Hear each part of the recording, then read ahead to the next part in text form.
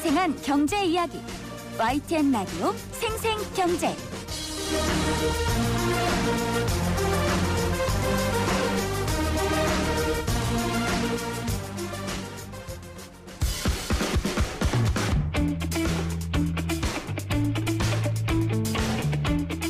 네, YTN 라디오 생생경제 함께하고 계시는 지금 시각 3시 36분 34초 막 지나고 있습니다. 이번 주 경제 뉴스 중에서 중요한 뉴스를 골라 숫자로 맥을 짚어드리는 시간이죠. 숫자로 보는 경제 권혁중 평론가와 함께합니다. 평론가님 안녕하세요. 네, 안녕하십니까.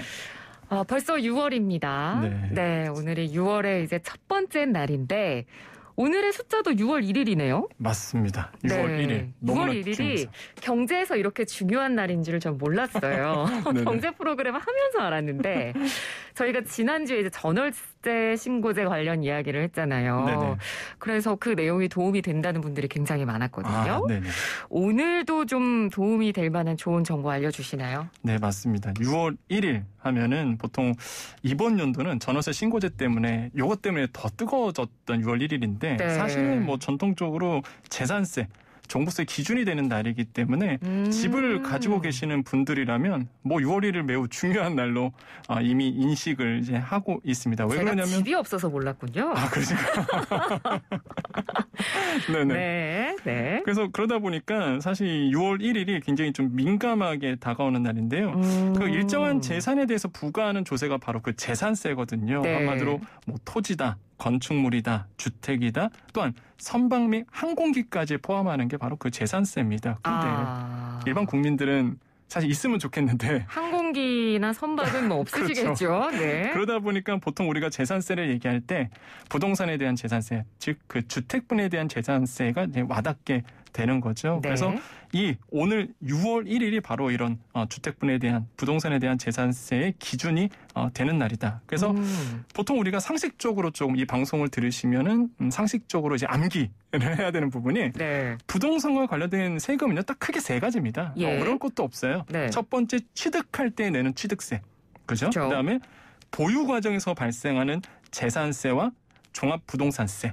이걸 해서 우리가 보통 보유세라고 보통 둘이 합쳐서 보유세라고 얘기하고요. 매도 시 내는 양도소득세. 여기에 붙는 뭐 인지세라든지 상속세, 증여세 이런 거는 부차적으로 붙는 거고요. 그러다 보니까 딱 이 세 가지만 생각하시면 부동산과 관련돼서 세금은 끝이다. 이렇게 보시면 되겠습니다. 네, 알겠습니다. 취득세, 보유세, 양도소득세 요 세 가지가 이제 부동산과 관련된 세금이라는 거 명확하게 알아두시면 될 것 같고요. 자, 그럼 첫 번째로 재산세. 언제 내나요? 6월 1일 기점으로 해서 보통 두 번에 나눠서 내게 됩니다. 뭐 보시면 이미 내신 분들은 아시겠지만 7월에 대해서는요. 그러니까 7월 16일에서 31일까지 주택 부분의 반 그리고 건물분에 대한 재산세를 내게 되고요. 나눠서 낸다 그랬잖아요. 9월에 한 번 더 내는데요. 요거는 주택 부분에 대한 나머지 반 내고요. 토지분에 대한 재산세를 나눠서 이렇게 내게 됩니다. 다만 뭐 재산세액이 10만 원 이하인 경우에는요. 뭐 7월에 전액 납부가 다 가능하고요. 그다음에 우리가 보통 그 재산세율은 뭐 지방세법의 규정에 따라서 전국적으로 동일하게 이제 적용을 받게 됩니다. 근데 여기서 이제 궁금한 게 하나 생기는 거죠. 주택은 없어요. 근데 토지만 있는 사람이 있거든요. 아마도 이제 주택에 대한 권한은 없고 아마도 토지에 대한 이제는 등기가 돼 있으신 분들 이런 분들이 있으면 많은 분들이 이거 그러면 나 주택분의 재산세 내야 되냐 물어보시는 거죠. 왜 나는 주택이 없고 토지에 대한 권리가 있으니까 내야 되느냐 물어보시는데요. 네, 주택분에 대한 재산세 냅니다. 왜 그러냐면 건축물과 부속 토지까지 주택의 범위로 보고 있어요. 과세 범위에서. 그러다 보니까 이런 분들도 재산세, 주택분에 대한 재산세를 내게 되고요. 또 한 가지 이런 경우도 있습니다. 등기가 안 된 무허가 건물을 가지고 있는 분들이 있어요. 한마디로 무허가 건물인 거죠. 등기가 없으니까. 이건 재산세 내느냐? 냅니다. 재산세는요. 사실 현황에 따라서 과세하기 때문에 사실 이게 국세당국에서 알기만 하면 언제든지 재산세를 고지하게끔 되어 있고요. 마지막으로 많이들 물어보시는 게 제가 좀 생각을 해왔는데 저한테 많이 물어보시는 게 이런 거였어요. 오피스텔도 그러면은 주택분에 대한 재산세를 내냐 이거죠. 사실 오피스텔은요. 뭐 정답부터 말씀드리면 가능하다. 이거는 뭐 내야 된다는 게 아니라 가능하다는 게 원래 오피스텔은 그 건축물 과세입니다. 그러니까 건축물에 대한 과세를 내지만 네. 현황과세의 원칙이라는 게 있습니다. 그래서 현황과세 원칙에 따라서 만약에 내가 이 오피스텔을 상업용이 아니라 주거용으로 내가 쓰고 있다는 경우 내가 주거용으로 쓰고 있으니까 주택으로 빠지잖아요. 그럴 그러네요. 경우에는 납세자의 신청에 의해서 그 주택으로 이제 과세를 하게끔 되어 있습니다. 그래서 내가 만약에 오피스텔을 상업적으로 쓰느냐 내가 집으로 쓰고 있느냐 이거에 따라서 다르다라고 말씀을 드립니다. 네, 알겠습니다. 재산세에 대해서 저희가 확실하게 좀 정리를 해드렸고 종부세는요? 종합부동산세라고 하죠. 네. 말들이 많습니다, 지금. 네. 제가 예전에 한 경험이 있었는데 은행을 갔는데 어떠한 중년 남성께서 딱 오시는 거예요, 은행에. 네. 근데 막 은행원 분께서 굉장히 이렇게 우대를 해주시더라고요. 전 젊은 나이였으니까. 근데 왜 그런가 봤더니 이분께서 종부세를 내시는 분이었던 거예요. 네. 그래서 그 당시에는 막 우대를 막 해줬는데 근데 요즘에는 공시가격이 너무 올라서 많은 분들이 종부세 대상이 돼버리다 보니까 요즘에는 뭐 종부세 낸다 그러면 흔하게 돼버리는? 근데 사실은 그렇지 않습니다. 종부세를 낸다는 개념은 굉장히 재산이 많은 분들, 주택에 대한 그런 분이었는데 왜 그러냐면 종부세는요. 부동산 보유 정도에 따라서 조세 부담이 다릅니다. 안 내기도 하고요. 어느 정도 기준이 이상 넘어가게 되면 종부세라는 세금을 이제 납부하게 되는 것이죠. 이게 2005년부터 투기 수요 억제 수단으로서 부동산 시장을 안정시키기 위해서 나왔던 제도라고 보시면 되겠고요. 일정 기준 초과하는 토지와 주택에 대해서 그 소유자에게 별도로 누진세율입니다. 한마디로 누진세는 뭐냐면 비쌀수록 많이 내는 게 이제 누진세율이죠. 그래서 누진세율로 이제 적용하는 세금이다. 이것도 종부세도 매년 6월 1일 오늘이죠. 오늘 기준으로 삼기 때문에 더욱더 민감할 수밖에 없고요. 요거는요, 납부 기간은 12월 1일부터 12월 15일까지. 그래서 보통 종부세 하면 이제 연말에 낸다. 이렇게 이제 알고 계시는 거죠. 네네. 이번에 많이 올랐습니다. 종부세가 사실 2주택 이하이신 분들, 특히 3주택 이상이라든지 조정지역 대상에서 2주택 이상인 분들이 거의 더블로 올랐어요, 사실. 그래서 거의 곱하기 2로 올랐기 때문에 부담이 커지는 거죠. 뭐 예를 들어 볼게요. 그 마레프라고 보통 얘기를 하죠. 그 마포 레미안 프루치오를 그래요? 몰랐습니다. 부동산 마레프라고 하는군요. 부동산 쪽에서도 줄여서 얘기합니다.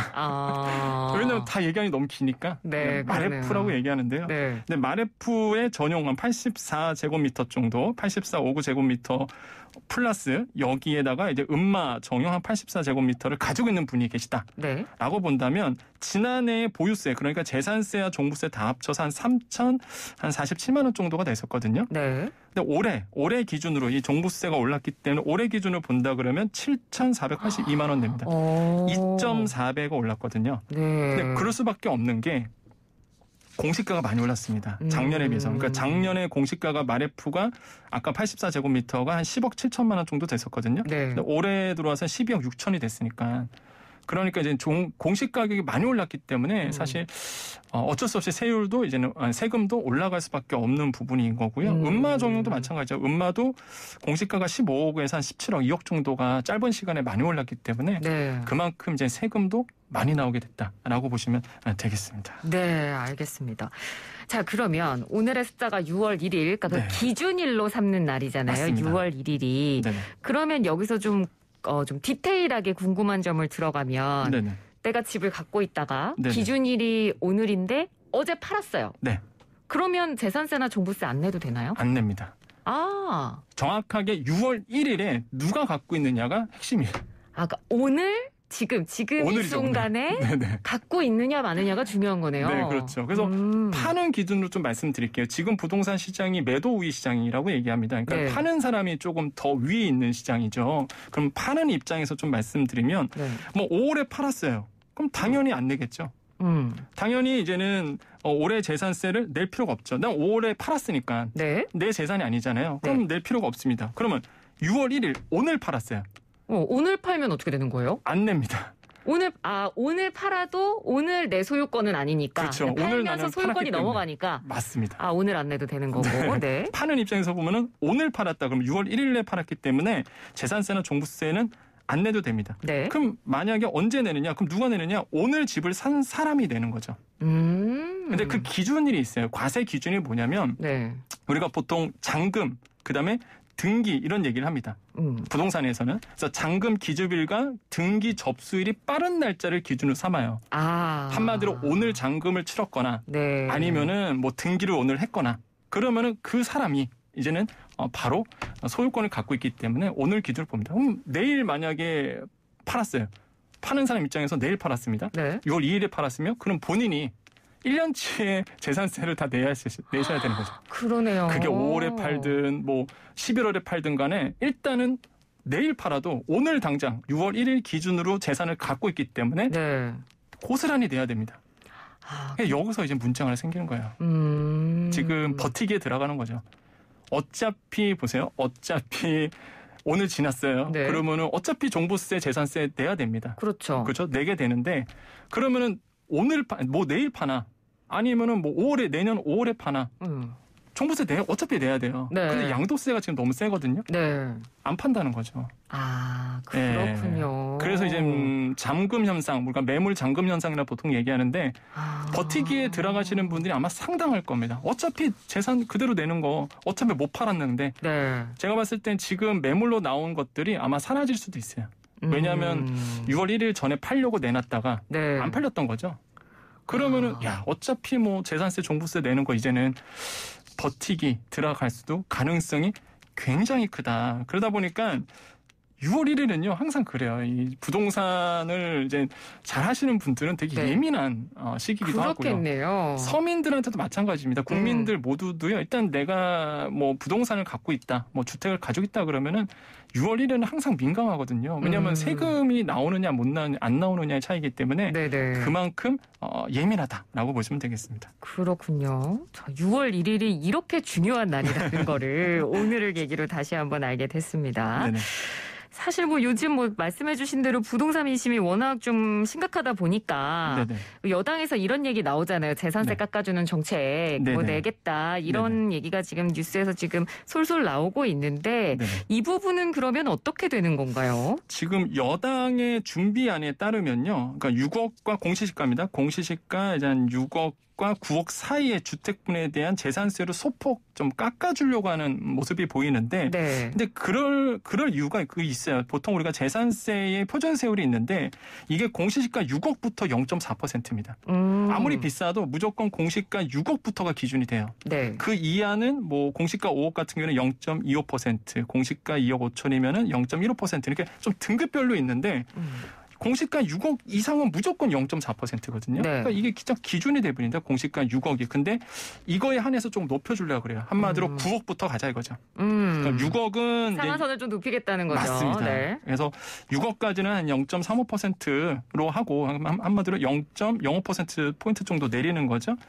6억, 9억부터는 이제 원래대로 가는 거고 이런 식으로 조금 차등을 좀 두려고 지금 하고 있습니다. 그래서 네. 만약에 이렇게 된다 그러면 뭐 재산세는 조금 소폭 하락할 가능성이 있는데 근데 세율이 낮아지는 거지 사실 결론적으로 재산세 내는 거는 오히려 더 많을 거다. 왜 그러냐면 계산해 보면 공시가가 무조건 들어가거든요. 공시가 곱하기 세율 들어가니까. 근데 공시가가 워낙 아까도 말씀드렸지만 단기간에 많이 뛰었습니다. 그러다 보니까 결론적으로 재산세를 냈을 때에 아마 6억부터 9억 사이신 분들은 오히려 줄진 않고 더 낼 가능성은 계산상 좀 많이 남아있다라고 보시면 되겠고요. 네. 아직 세법 개정이 이게 이루어져야 되는데 그렇게 되려면 6월 중에 세법 개정이 들어가야 되거든요. 그래서 네. 스케줄상 굉장히 촉박합니다. 만약에 이 안으로 가려고 그러면 6월 안에는 세법 개정이 들어가야 되는데 과연 6월 안에 여야가 합의로 돼서 될지는 좀 지켜봐야 되겠다고 말씀을 드리겠습니다. 네, 알겠습니다. 자, 오늘 숫자로 보는 경제 첫 번째 숫자 6월 1일 저희가 날짜로 한번 저희가 좀 다뤄봤고요. 다음 숫자로 넘어가 보도록 하겠습니다. 네. 다음 숫자는 뭔가요? 똑같이 또 6월 1일입니다. 아, 또 중요한 게 있나요? 6월이. 네. 오늘 진짜 중요한 날이네요. 맞습니다. 네. 왜 그러냐면 네. 대표적인 게 이제 구글이 유료화를 했어요. 근데 오늘부터입니다. 아, 그래요? 네네. 6월달 오늘부터 이제 유료화를 시작을 했는데 네. 사실 이게 구글의 문제가 아니라 여러분께서 쓰고 있는 많은 플랫폼 서비스들이 사실 이제는 유료화로 바뀌는 추세거든요. 그러다 보니까 되게 좀 민감한 날이다라고 좀 보시면 되겠고요. 네. 뭐 아시겠지만 이미 언론을 통해서 많이 보셨을 거예요. 구글 같은 경우에 대표적인 게 포토라는 서비스가 있었거든요. 네. 이 구글 포토가 원래는 무료였습니다. 무제한 무료였거든요. 그런데 이제는 유료로 바뀌었다. 안드로이드 쓰시는 분들 많으시죠? 네. 네, 안드로이드 쓰시는 분들은 다 이 영향권에 있다라고 보시면 되겠는데요. 네. 구글 포토 같은 경우에는 그전까지의 그 무제한 무료였다가 지금은 15기가까지만 무료고요. 그 이상은 이제 돈을 내게끔 되어 있습니다. 그래서 100기가 정도는 2,400원 정도 돼요. 네. 그러니까 유로로 바뀌었다라는 월에 거. 2,400원인 거죠. 네. 네. 우리가 이런 거를 보통 구독 경제라고 얘기합니다. 그렇죠. 네, 그래서 구독 경제 형식으로 우리가 구독하듯이 월 비용을 내게끔 이렇게 바뀌어가고 있는 거고요. 또 한 가지가 이제는 유튜브입니다. 네, 유튜브 우리가 너튜브라고 얘기하는 네. 이 너튜브도 유료로 바뀌었어요. 어떤 부분이 유료로 바뀌나요? 보통 우리가 이런 뉴미디어 유튜브를 보면 광고가 나오잖아요. 네. 이게 되게 예민한 문제인데 보통 광고가 나오려고는 파트너십이라는 게 있습니다. 시청 시간 4,000시간 이상 구독자 1,000명이 돼야지만 광고가 붙어요. 원래는. 맞아요. 네. 그런데 이게 바뀌었습니다. 모든 영상에는 이제 광고가 붙습니다. 아, 그러니까 그 시청 시간을 충족하지 않아도 광고가 붙는다는 말씀이시죠? 예, 광고 그러면은 보통 우리가 광고 수익을 내잖아요. 네. 보통 유튜버들이 이제 광고 수익을 내서 돈을 버는 분들이 많은데, 근데 그러면 다 광고가 붙으면 이 기준 아니더라도 다 돈 벌 수 있겠다라고 생각하시는데, 네. 팩트가 뭐냐면 이 파트너십을 안 맺으신 분들. 거기에 광고가 나온다고 했잖아요. 그거는 온전히 유튜브가 가져갑니다, 수익을. 그러니까 결국 광고가 붙어도 그 유튜브를 채널을 운영하시는 분한테 이득이 되는 쪽으로 지금 변한 게 아니라 네, 그렇죠. 유튜브 그 회사 자체에 더 소수익을 더 많이 벌어들일 수 있는 구조로 맞습니다. 바뀐 거네요. 그러니까 이 파트너십이라고 해서 4,000시간 이상 구독자 1,000명이 안 되시는 분들은 네. 사실 자기 영상에 광고가 붙는 건데 그러면 시청자만 줄어드는 거죠, 뭐. 그러다 보니까 이런 식으로 바뀌는 게 네. 사실 이제는 유튜브 입장에 그러니까 구글 입장에서는 사실 어쩔 수 없는 부분이 네. 이제는 플랫폼 환경이 많이 바뀌고 있거든요. 그전에는 이렇게 보통 우리가 생각을 해요. 아무래도 제가 이쪽이다 보니까 네. 광고 수익을 벌어들입니다. 광고 수익은 타겟 마케팅이거든요. 우리가 이런 거 보시지 않으셨나요? 내가 예를 들어서 뭐 제주도 갔는데 제주도 광고가 막 나오고 그런 거 많이 있죠. 내가 스마트폰 들고서 무슨 얘기를 했는데 유튜브가 보면 비슷한 영상이 막 나한테 소개가 되고 네네. 이게 다 타겟 마케팅이라고 해서 나의 정보를 수집해서 이 정보에 대해서 마케팅해서 광고가 보여주는 건데 네. 지금까지 많은 서비스들이 이런 그 고객 정보를 가져와서 타겟 마케팅으로 광고 상품으로 팔았었습니다. 무료 서비스 주고 수요자들을 많이 끌어들인 다음에 그런데 최근에 애플이 큰 일을 하나 해냈죠. 애플이 아마 애플 쓰시는 분들 아시겠죠? 업데이트가 한번 됐죠. iOS 14.5 업데이트라고 해서 앱 네. 추적 투명성이라는 걸 발표를 했습니다. 네. 이게 뭐냐면 한마디로 그거예요. 요약은 동의를 얻어 이 얘기예요. 제가 아이폰이 있으면은 아이폰 사용자에게 어떤 애플리케이션이 있으면은 애플리케이션이 정보를 그냥 갖고 가는 게 아니라 네. 사용자의 동의를 구하고 그 이용자의 정보를 수집해 가라. 만약에 동의를 안 구하면 애플 자체 내에서 개인정보를 주지가 않습니다. 그전까지는 그 개인정보를 모아서 상품화해서 타겟 마케팅을 해서 광고 상품을 팔았었는데 네. 그게 이제는 불가능해진 거죠. 그러다 보니까 많은 기업들이 이것 때문에 고민이 많이 빠진 상태입니다. 사실 많은 플랫폼 기업들이. 그렇겠네요. 예, 그래서 근데 이러한 추세가 앞으로 더더욱 진행될 거로 보거든요. 특히 네. 이제 아이폰이 시작을 했고요. 애플이. 그러다 보니까 지금 이 플랫폼 생태계가 네. 플랫폼 비즈니스 쪽에서는 대변혁이 한번 사실 많은 티는 안 났는데요. 우리 쪽에서는 보면은 엄청난 많은 변혁이 일어날 것이다. 구독 경제가 이제 자리를 잡아갈 것이라고 보고 있어요. 예, 네. 왜냐하면 수익을 내야 되기 때문에. 그렇군요. 알겠습니다. 자, 오늘 숫자로 보는 경제 6월 1일의 중요성을 저희가 다시 한번 깨닫게 되는 시간이었던 것 같습니다. 지금까지 권혁준 경제평론가였습니다. 고맙습니다. 네, 감사합니다.